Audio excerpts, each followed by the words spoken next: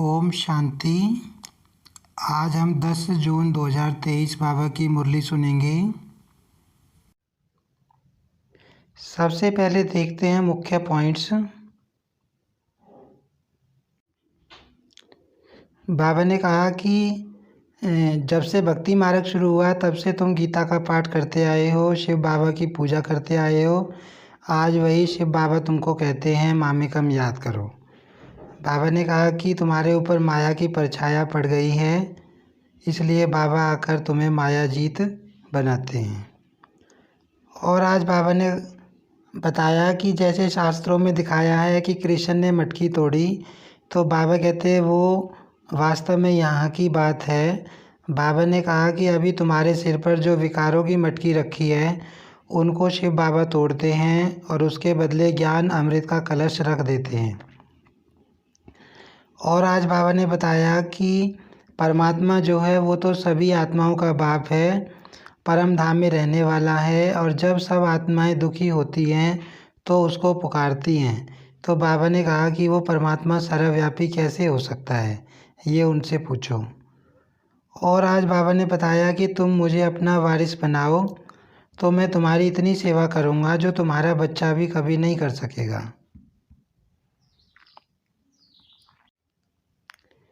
अब सुनते हैं मुरली विस्तार से। आज की मुरली का सार है,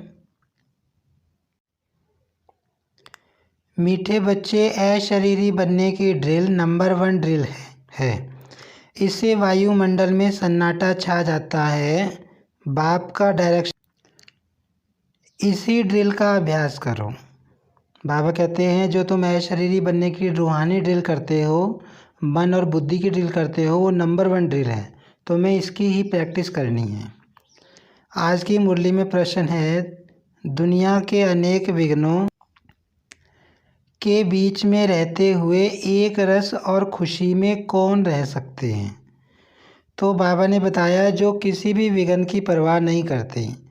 तुम्हारे दुश्मन तो अनेक हैं। बाबा कहते हैं हमेशा कुछ कौन रह सकते हैं जो कोई भी विघ्न की परवाह नहीं करते।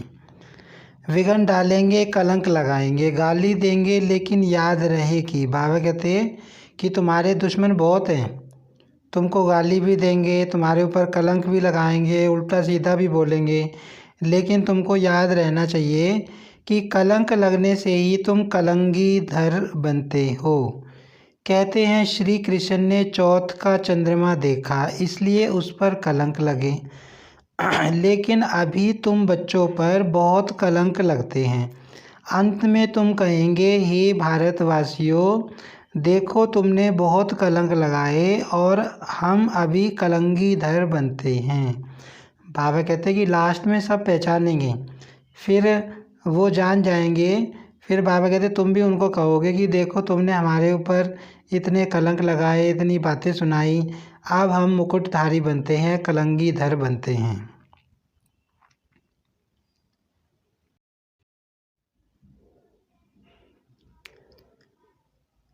बच्चों प्रति शिव बाबा का फरमान है। शिव बाबा कहते हैं मैं ड्रिल टीचर हूँ ना। कहते हैं अशरीरी भव, बच्चे स्वधर्म में टिक जाओ, मन मना भव, मामेकम याद करो। यह तो जानते हो अब धर्म की गिलानी है। बाबा कह रहे हैं कि मैं तुमको ड्रिल सिखाता हूँ। ड्रिल मतलब एक्सरसाइज, लेकिन बाबा मन की एक्सरसाइज सिखाते हैं। क्या कहते हैं बच्चे, देही अभिमानी हो जाओ, अशरीरी हो जाओ, बाबा को याद करो। गीता में है यदा यदा ही, यह श्लोक जन्म जन्मांतर हम गाते आए हैं।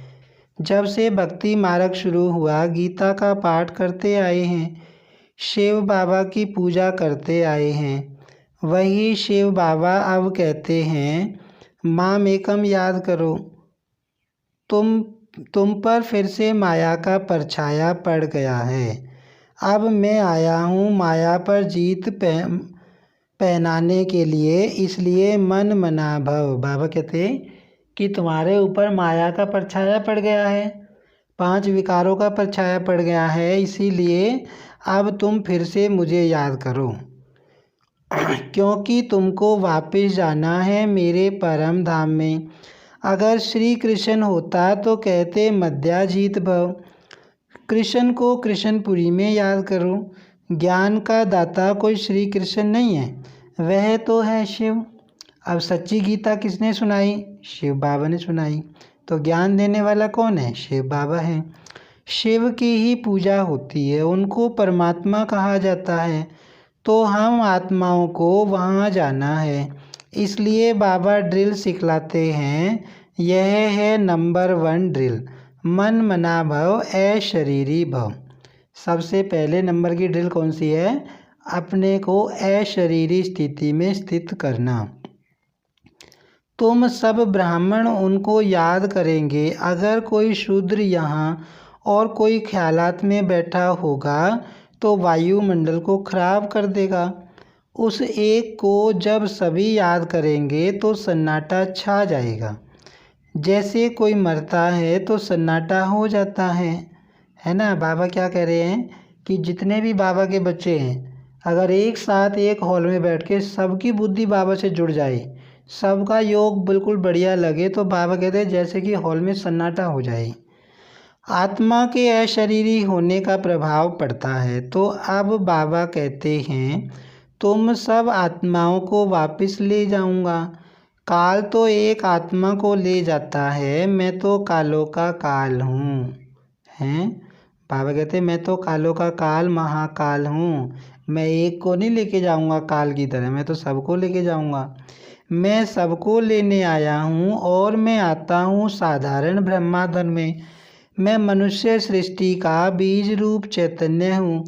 मैंने ही गीता सुनाई थी। देखो तुम्हारे पर अब कलश रखा है ना। श्री कृष्ण की गोपियों को भी कलश दिखाते हैं। कहते हैं श्री कृष्ण ने मटकी तोड़ी। अब वह मटकी काहे की? तुम्हारे सिर पर जो विकारों की मटकी है उनको तोड़ते हैं और ज्ञान अमृत का कलश देते हैं। बाबा कहते कि जो भक्ति में दिखाया है ना, कृष्ण गोपियों के सिर पे मटकियों को तोड़ता था, तो बाबा कहते वास्तव में मटकी तुम्हारे सिर पर रखी है विकारों की, है ना। उसको तोड़ के बाबा तुम्हारे सिर पे क्या रखते हैं? ज्ञान अमृत का कलश रखते हैं। बाकी सतयुग में थोड़े ही कोई ऐसी बात हो सकती है। गोपियाँ तुम हो। गोपी वल्लभ की गोपियों पर जो जहर का कलश था वह फोड़ ज्ञान अमृत का कलश रखते हैं। बाबा कहते कि असली गोपी तो तुम हो और तुम्हारे ऊपर जहर का मटका रखा था, उसको तोड़ के बाबा ज्ञान का कलश रखते हैं। तो इसमें बुद्धि बहुत अच्छी चाहिए, तब धारणा हो सकेगी। गोपियों का बाप तो है शिव बाबा। श्री कृष्ण को वल्लभ नहीं कह सकते। लिखा है कि गोपियों को भगाया। अब बाप थोड़े ही गोपियों को भगाएगा, यह तो कायदा नहीं है। बाबा समझाते हैं जब कोई महात्मा कहे कि शिवोहम, तो बोलो कि एक तरफ कहते हो महात्मा यानी महान आत्मा, फिर अपने को परमात्मा अर्थात शिवोहम क्यों कहते हो? महान आत्मा तो पवित्र आत्मा ठहरे, यह राज समझाना है। बाबा कहते हैं कि जब वो कहते हैं कि शिवोहम, हम ही शिव हैं, हम ही भगवान हैं, तो बाबा कहते हैं उनको समझाओ। इसको ज्ञान का धर्म युद्ध कहा जाता है। उनके पास है शास्त्रों की मत और तुम्हारे पास है श्रीमत। बाबा कहते हैं मैं आता ही तब हूँ जब राजयोग सिखलाना है। कब आते हैं बाबा? जब राजयोग सिखलाना है। भारत के ऊपर ही यह सारा खेल है। हीरो हीरोइन का पार्ट भारतवासियों को मिला हुआ है। वास्तव में वंदे मातरम भी इन माताओं को कहा जाता है। वह लोग तो भूमि को मातरम कहते हैं। भूमि तो तत्व है, उनको थोड़े ही माता कहा जाता है। कहते हैं ना भारत माता, तो बाबा कहते हैं धरती को नहीं माता कहा जाता। माता कौन है?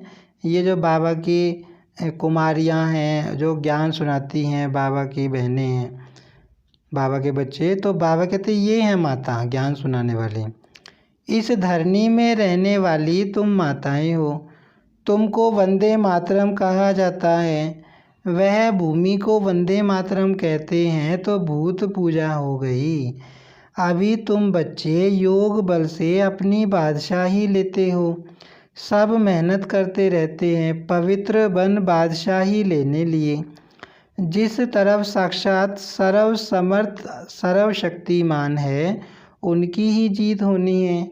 अब सर्वशक्तिमान किसकी तरफ है? हम बच्चों की तरफ। तो जीत किसकी होगी? लास्ट में हमारी होगी।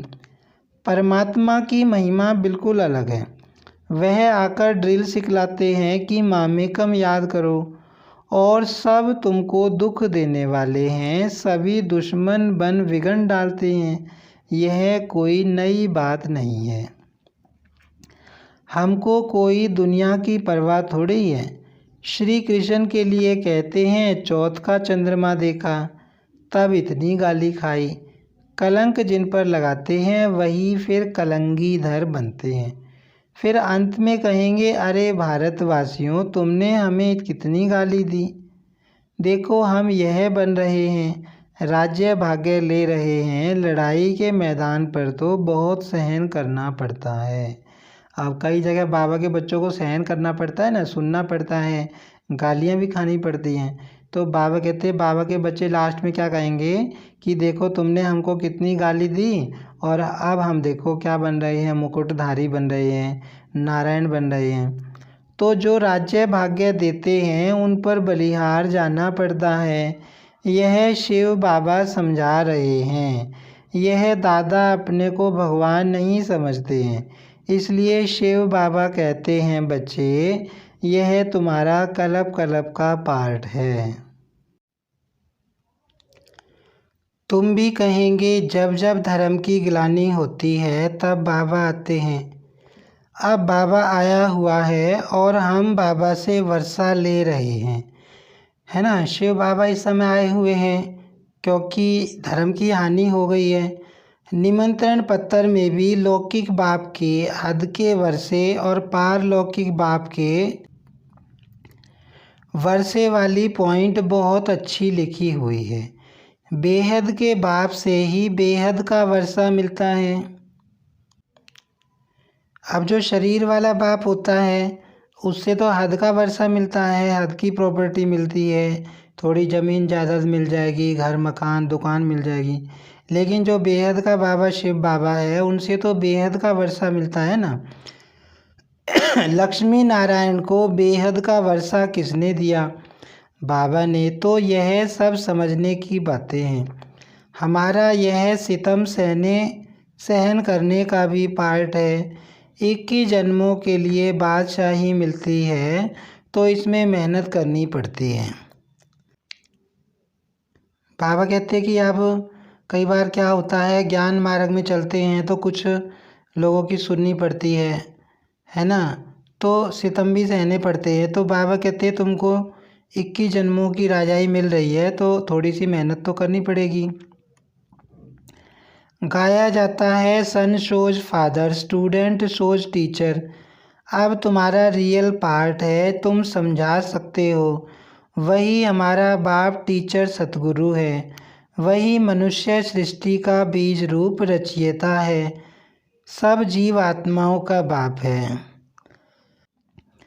अब बाबा कहते हैं उनको समझाओ कि शिव बाबा ही सबका टीचर है, बाप है, सतगुरु है, और ये जो मनुष्य सृष्टि है इसका बीज है, रचयिता है। सब जीव आत्माओं का बाप है, उनको सर्वव्यापी कैसे कहेंगे? बाप तो ऊपर रहने वाला है, तब तो दुख में उनको याद करते हैं।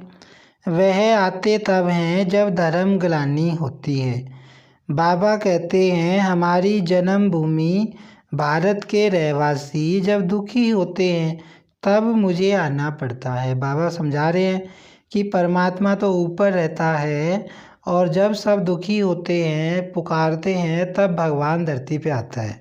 तो वो सर्वव्यापी कैसे हो सकता है, सबके अंदर कैसे हो सकता है? परमात्मा की जन्मभूमि भारत है। यह अक्षर कोई के मुख से कभी निकलेगा नहीं। अगर सब परमात्मा हों तो सबकी जन्मभूमि भारत होगी, है ना। कितनी अच्छी पॉइंट बाबा बता रहे हैं कि अगर सबके अंदर परमात्मा हो तो जो विदेश में आत्माएं रहती हैं उनकी भी जन्मभूमि भारत में होनी चाहिए, भारत होनी चाहिए। बाबा कहते हैं सभी प्रीसेप्टर्स को भी मैं मुक्ति धाम ले जाता हूँ। जब उनको यह मालूम पड़े कि हमको मुक्ति देने वाला बाबा है, वह भारत में जन्म लेते हैं, तो भारत बहुत बड़ा भारी तीर्थ बन जाए। समझो सभी को मालूम पड़े, परंतु आ कैसे सकें? सभी तो भारत में आ न सकें, इतना तो अन्न नहीं है भारत में। अब बाबा कहते हैं सारे तो आत्माएं भारत में नहीं आ सकती। यह सुनकर बहुत बहुत खुश होंगे कि ओह, हमारा बाबा जो इन गुरुओं आदि को भी मुक्ति देते हैं, उनका जन्म भारत में होता है।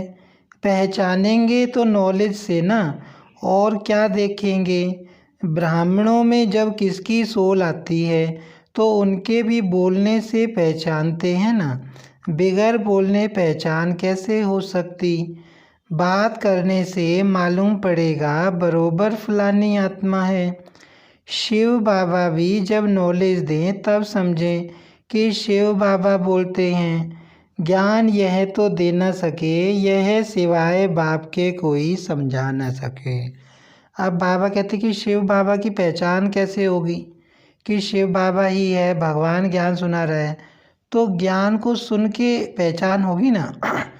ज्ञान को सुन के समझ के पहचान होगी कि हाँ ये ज्ञान ब्रह्मा नहीं दे सकता, कोई मनुष्य नहीं सुना सकता, ये ज्ञान स्वयं भगवान ही सुना सकते हैं। कभी कभी कोई कहते हैं हम शिव बाबा से बात करें, परंतु उनको पहचानेंगे कैसे, समझ भी नहीं सकेंगे। बुद्धि से समझना चाहिए कि यह नॉलेज बाबा के सिवाय कोई दे नहीं सकता। अब बाबा कहते कोई कहे चलो हम शिव बाबा को कैसे देखेंगे, तो बाबा तो दिखाई देता नहीं।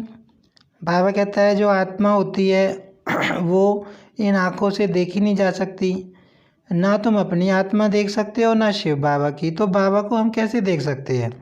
लेकिन बाबा को हम समझ सकते हैं, ज्ञान के आधार पे समझ सकते हैं कि जो ये मुरली है इसमें जो बाबा ज्ञान की बातें सुनाते हैं ये और कोई नहीं सुना सकता। कहाँ कहाँ बच्चियाँ बिगर देखे तड़फ रही हैं शिव बाबा से मिलने।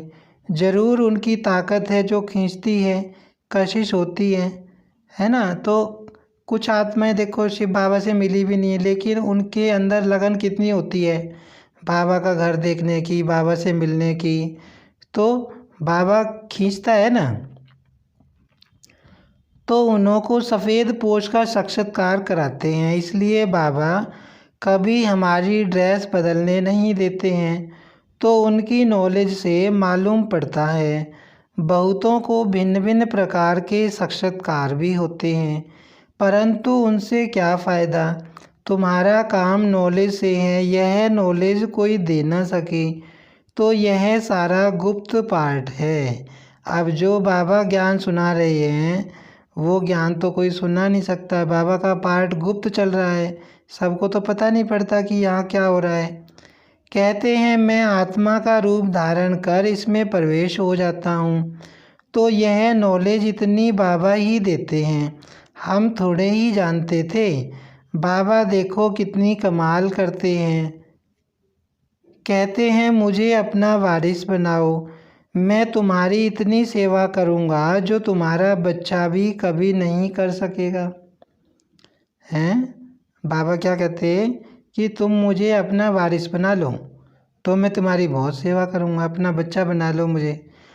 मैं तुमको 21 जन्म के लिए राज्य भाग्य दूंगा, फिर भी अगर वारिस न बनावे तो तकदीर कहा जाता।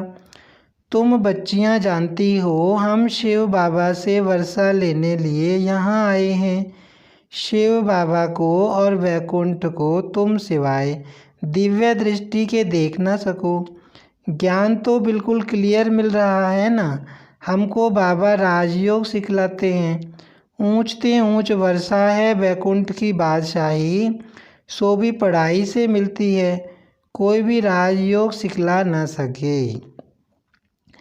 अब जो हमको वैकुंठ की बादशाही मिल रही है, राजाई मिल रही है नई दुनिया की, वो तो बाबा के सिवाय कोई दे नहीं सकता, और राजयोग की शिक्षा शिव बाबा के सिवाय कोई नहीं दे सकता। तो बाबा कह रहे हैं हम नर से नारायण बनते हैं, यह राजयोग सिखलाते ही अंत में है। तब तो फिर सतयुग में राजा रानी बनेंगे। यह मूसलों की लड़ाई प्रसिद्ध है। गीता से देवी देवता धर्म की स्थापना हुई। उस समय तो और कोई धर्म था नहीं। वे सब कहाँ गए, विनाश हुआ। बिल्कुल सहज बात है। ट्रेन में तो तुम बच्चे बहुत सेवा कर सकते हो, फिर भी प्रजा तो बन जाएगी। गाड़ी का डिब्बा ही तुम्हारी प्रजा बन जाएगी। बैठकर सुनेंगे तो उनको बहुत अच्छा लगेगा। लिटरेचर हाथ में होना चाहिए, साथ में लाडला कृष्ण भी होना चाहिए। अब पापा कहते हैं कि ट्रेन में चल रही हो तुम, तो ट्रेन में भी सेवा करो, यात्रियों को चित्र दिखाकर, कृष्ण का चित्र दिखाकर, लिटरेचर दिखाकर पापा कहते हैं सेवा करो। अच्छा, अब मम्मा की मुरली है। मम्मा ने कहा कि सृष्टि की आदि कैसे होगी। मम्मा ने आज सृष्टि के बारे में बताया। बहुत मनुष्य यह प्रश्न पूछते हैं कि परमात्मा ने सृष्टि कैसे रची, आदि में कौन सा मनुष्य रचा। अब उसका नाम रूप समझना चाहते हैं। मम्मा कह रही है कि बहुत मनुष्य में प्रश्न कैसे उठते हैं कि ये जो सृष्टि रची गई है, ये कैसे रची गई, किसने रची, परमात्मा ने कब रची, और सबसे पहला मनुष्य कौन आया धरती पे। अब उस पर उन्हों को समझाया जाता है कि परमात्मा ने सृष्टि की आदि ब्रह्मा तन से की है ना। परमात्मा ने सृष्टि की शुरुआत किससे की, ब्रह्मा से की। सबसे पहले ब्रह्मा को रचा, फिर बच्चों को रचा। पहला आदमी ब्रह्मा रचा है।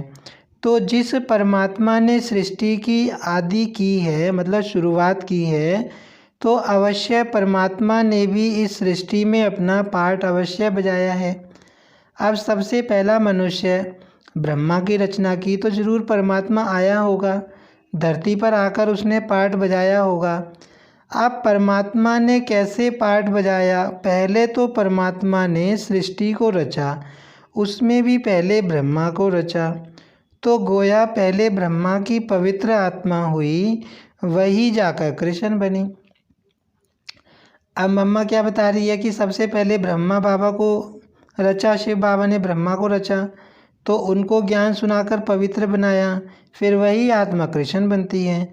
उसी तन द्वारा फिर देवी देवताओं के सृष्टि की स्थापना की। तो दैवी सृष्टि की रचना ब्रह्मा तन द्वारा कराई। तो किसके द्वारा रचना कराई शिव बाबा ने, ब्रह्मा बाबा के द्वारा। तो देवी देवताओं का आदि पिता ठहरा ब्रह्मा। ब्रह्मा से श्री कृष्ण बनता है। अब जो ब्रह्मा बाबा की आत्मा है वही सतयुग में कृष्ण बनेगी, फिर वही आकर कलयुग में ब्रह्मा बनती है। वही कृष्ण का फिर अंत का जन्म ब्रह्मा तन है। अब ऐसे ही सृष्टि का नियम चलता आता है। अब वही आत्मा सुख का पार्ट पूरा कर दुख के पार्ट में आती है ना। ब्रह्मा बाबा की आत्मा जो कृष्ण के रूप में थी, वही पार्ट बजाते बजाते अब दुख में आ गई है, मम्मा बता रही है। तो रजो तमो अवस्था पास कर फिर शूद्र से ब्राह्मण बनते हैं। तो हम हैं ब्रह्मावंशी, सो शिववंशी सच्चे ब्राह्मण। अब ब्रह्मावंशी उसको कहते हैं जो ब्रह्मा के द्वारा अविनाशी ज्ञान लेकर पवित्र बनते हैं। तो इससे सिद्ध है कि इस सृष्टि का आदि पिता है ब्रह्मा बाबा ब्रह्मा। तो मम्मा क्या कह रही है कि इससे क्या पता चलता है कि सृष्टि का आदि देव कौन हो गया, आदि पुरुष ब्रह्मा हो गया। अच्छा, मीठे मीठे सिक्की लदे बच्चों प्रति माता पिता बाप दादा का याद प्यार और गुड मॉर्निंग। रूहानी बाप की रूहानी बच्चों को नमस्ते। हम रूहानी बच्चों की रूहानी बाप दादा को याद प्यार और नमस्ते। आज की मुरली में धारणा के लिए मुख्य सार है, 21 जन्मों की तकदीर बनाने के लिए शिव बाबा को अपना वारिस बनाना है। हर कर्म से बाप टीचर सतगुरु तीनों का शो करना है। बाबा ने आज क्या बताया कि मुझे वारिस बनाओ अपना, तो मैं तुम्हारी सेवा करूँगा। ज्ञान क्लियर मिल रहा है, इसलिए साक्षात्कार की आश नहीं रखनी है। साक्षात सर्वसमर्थ बाप हमारे साथ है, इसलिए विघ्नों से घबराना नहीं है। बाबा कहते एक तो साक्षात्कार की आश नहीं रखनी, दूसरा विघ्नों से कभी घबराना नहीं है, क्योंकि स्वयं सर्वशक्तिमान शिव बाबा तुम्हारे साथ है। आज की मुरली में वरदान है, मेरा बाबा के स्मृति स्वरूप द्वारा समर्थियों का अधिकार प्राप्त करने वाले समर्थ आत्मा भव। कल्प पहले की स्मृति आते ही बच्चे कहते तुम मेरे हो, बाप कहते तुम मेरे हो। इस मेरेपन की स्मृति से नया जीवन, नया जहान मिल गया और सदा के लिए मेरा बाबा इस स्मृति स्वरूप में टिक गए। बाबा कहते कि पिछले कल्प की तुमको याद जब आती है तो तुम्हारे मन से क्या निकलता है, मेरा बाबा, और बाबा के मुख से क्या निकलता है, मेरे बच्चे। तो बाबा कहते तुम्हारी बुद्धि कौन सी स्मृति में टिक गई, मेरा बाबा। इसी स्मृति के रिटर्न में समर्थी स्वरूप बन गए। बाबा कहते जब से तुमको ये स्मृति आई मेरा बाबा शिव बाबा, तो तुम समर्थ आत्मा बन गई, और जो जितना स्मृति में रहते हैं उतना उन्हें समर्थियों का अधिकार प्राप्त होता है। जितना कोई आत्मा बाबा की याद में रहेगी वो उतनी ही समर्थ रहेगी, मतलब उसके कर्म सफल होंगे। जहाँ स्मृति है वहाँ समर्थी है, थोड़ी सी भी विस्मृति है तो व्यर्थ है। इसलिए सदा स्मृति स्वरूप सो समर्थ स्वरूप बनो। बाबा कहते जहाँ हमेशा बाबा की याद है वहाँ तुम हमेशा समर्थ रहोगे, तुमसे कोई व्यर्थ कर्म नहीं होगा। लेकिन अगर बाबा की याद भूले तो तुम समर्थ नहीं रह पाओगे। आज की मुरली में स्लोगन है, हार्ड वर्कर के साथ साथ स्थिति में भी सदा हार्ड मजबूत बनो। बाबा कहते शारीरिक रूप से तुम कठोर काम कर लेते हो, हार्ड काम कर लेते हो, ऐसी तुम्हारी स्थिति भी हार्ड होनी चाहिए। हार्ड का मतलब कोई भी परिस्थिति आ जाए, कोई भी समस्या आ जाए, उसमें तुम हलचल में ना हो, कमज़ोर ना हो जाओ, है ना, मन विचलित ना हो जाए। बाबा कहते हैं आज की मुरली से हम स्वमान लेंगे, मैं समर्थ आत्मा हूँ। ओम शांति।